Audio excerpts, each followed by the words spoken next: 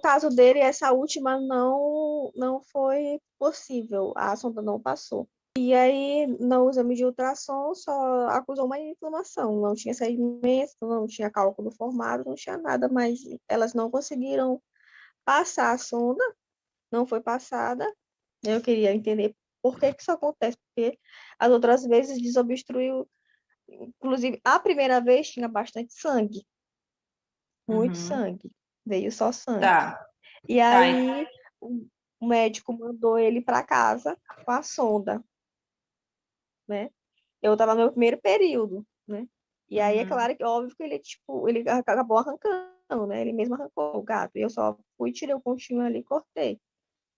E eu queria entender se é correto, né? Se pode vir para casa ou ter que ficar internado para ficar fazendo as Tá. lavagens Então, a até sua se dúvida é voltar. como realiza a desobstrução?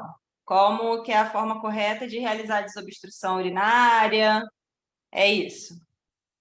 Então, Isso. vamos lá. Deixa eu te explicar uma coisa. Primeiro, qualquer qualquer desses procedimentos, a maioria, né, você precisa do paciente sedado. E na desobstrução uretral não é diferente, tá? O primeiro passo é sedar esse paciente. Não sei se foi sedado para fazer o procedimento ou não, mas o paciente ele tem que ser sedado. E o que que acontece? A gente tem eu não vou entrar em questão da sedação, porque não é minha área. Normalmente eu peço ajudas também aos anestesistas, amigos meus, até porque isso é muito. Não existe uma receita de bolo, né, para sedação. Vai depender muito do estado geral do paciente. Um animal obstruído, ele pode chegar com um quadro de uremia grave, muita dor abdominal, pode chegar com vômito, diarreia, hipotenso, hipotérmico. Então, e outros podem chegar muito bem.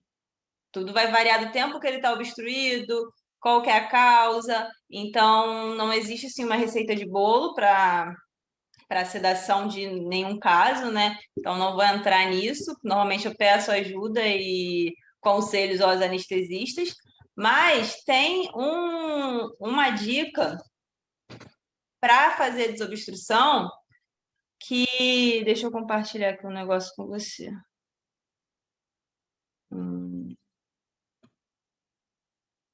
Que vai ajudar muito. Não é esse aqui, não. Peraí que eu abri o arquivo errado.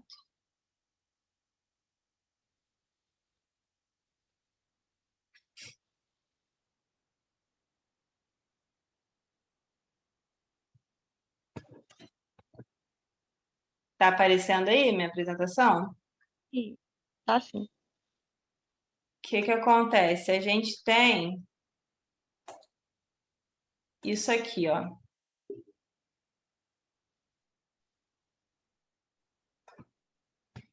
Aqui, em volta do reto do gato, a gente tem esse nervo pudendo, que ele envolve aqui e ele inerva essa parte de uretra peniana, tá?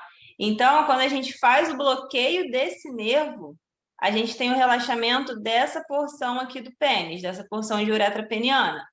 Então, ele vai estar sedado de qualquer maneira, mas você não precisa fazer uma sedação muito profunda e fazer o bloqueio do nervo pudendo, você relaxa essa porção aqui. Quando você relaxa essa porção de uretra peniana, você tem uma uretra ali que vai estar desensibilizada, então você consegue passar o catéter, a sonda com maior facilidade.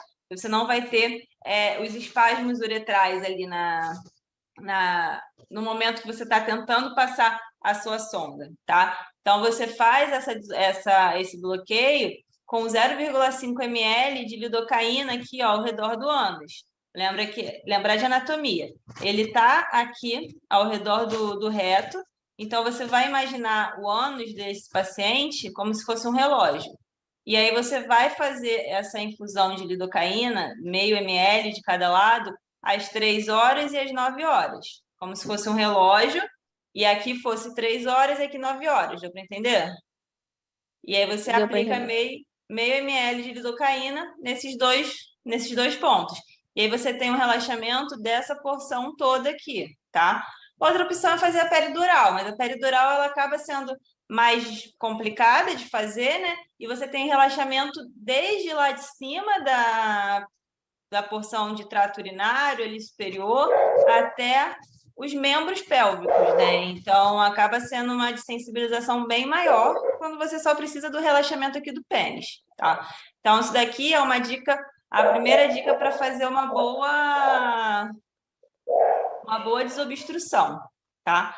A segunda dica que eu tenho, que muita gente esquece, é o quê? Lembrar da anatomia. A anatomia peniana do gato. O que que a gente tem? O gato, deixa eu botar aqui de novo. O gato, a gente tem que lembrar que o pênis dele, a gente tem esse S. A gente tem esse S peniano. O pênis, ele faz esse S aqui no final da uretra. Então, o que que muito erro que acontece? O veterinário ele vai tentar passar a sonda, o catéter, tentar fazer a desobstrução e não, digamos, não desfaz esse S. Então, ele tenta passar o gelco aqui, ó, com esse S formado, que é a anatomia normal, né? Então, quando ele entra com o gelco aqui, o que que acontece? O gelco fica batendo aqui nessa porção e não passa. E aí é nesse momento que o veterinário começa a fazer com força, força, força, achando que a força vai resolver e rompe a uretra, tá? Rompe a uretra aqui nessa porção. Então, a dica é o quê? A gente tem que desfazer esse S peniano. Então, você vai fazer uma tração caldo-dorsal. Tá vendo? Esse S, ele faz esse S aqui para baixo. Então, você vai puxar ele caldo-dorsal, ou seja, você vai puxar o pênis para trás e para cima. Para trás e dorsalmente. E aí, quando você puxa ele caldo dorsal, você estica essa uretra. Quando você estica essa uretra, o gel com a sonda, ela passa de forma mais fácil, tá? Então, se você tem o relaxamento, se você fez um bloqueio, se você fez o bloqueio lá do nervo pudendo, esse bloqueio, e você desfez essa tração caldo dorsal, muito dificilmente você não vai conseguir desobstruir, tá? Principalmente se foi por causa de estresse, essas coisas. Na maioria das vezes, quando não consegue desobstruir fazendo essa questão certinha, é porque já tem algum cálculo ali com um diâmetro muito maior, né? Do que o compatível com aquela uretra. Então, o que que acontece? O cálculo, ele adere cheio de pelo de gato aqui. Ele adere na mucosa uretral. Então, ele começa a machucar, né, ali a mucosa uretral e se adere ali. Então, tipo, o último que eu peguei que não conseguia desobstruir de jeito nenhum, quando eu fiz a uretrostomia e abri a uretra, tinha um cálculozinho ali que estava, assim, bem incrustado ali na uretra, sabe? Ele já tinha ferido a mucosa uretral e já estava tão aderido ali que realmente não tinha como, com a situação da sonda, passando sonda, fazendo flush, esse cálculo voltar para a vesícula urinária. Então, a maioria das vezes, quando não consegue desobstruir, nesses casos, fazendo certinho, sedando o paciente, estabilizando o paciente, tá? Fazer a cistocentese de alívio também é muito importante, porque quando a gente faz a desobstrução, a gente vai tentando colocar o gel com a sonda e fazendo flush com solução fisiológica. Quando a gente faz esse flush com solução fisiológica, mesmo que ele esteja obstruído, ele pode estar obstruído parcialmente, que é que a maioria dos casos, onde o paciente ele fica só gotejando, urina, gotejando, gotejando, gotejando. Quando você faz o flush, você, querendo ou não, entra alguma quantidade de solução fisiológica naquela vesícula urinária.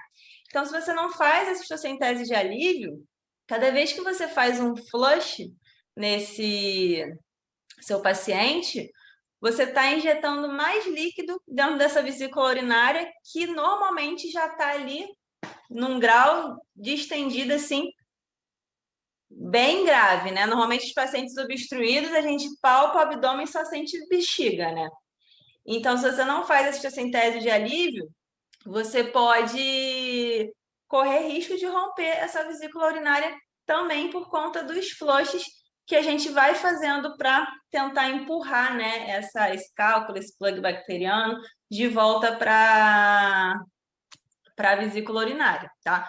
Então, são 3 pontos, acho que são os 3 pontos principais para fazer uma boa desobstrução uretral, que é a cistocentese de alívio.